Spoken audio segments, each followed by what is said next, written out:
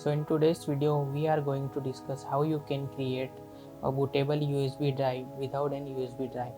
For that you need to have these two things. First the ISO file and the second one is USB installer, universal USB installer. I'll provide the link of this particular software in the description.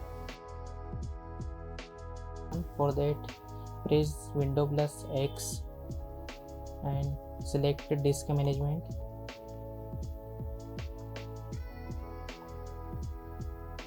Now right click on C drive, click shrink volume.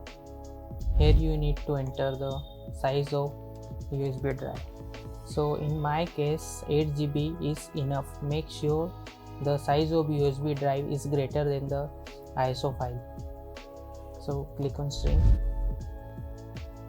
Now right click on this unallocated space, new simple volume, then next, click on next, and the file system is FAT32, you need to select, and I'm label this is ISO, and click on next, then finish.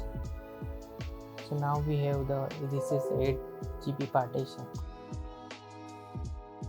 Now open the USB universal installer, click on I agree. So here you need to select the ISO file. In my case I am using the Ubuntu ISO, so I am selecting Ubuntu, then browse the ISO file. Here is the ISO, click on open, then check this box. Now select the partition which we have created. So I am click, then create, yes, it will take some time.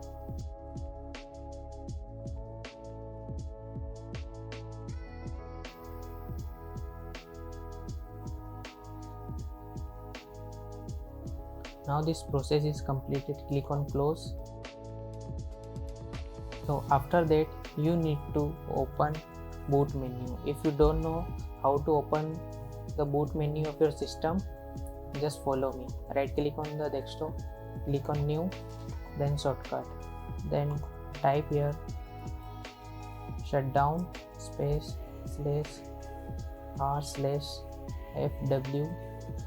space 1, then click on next, then finish.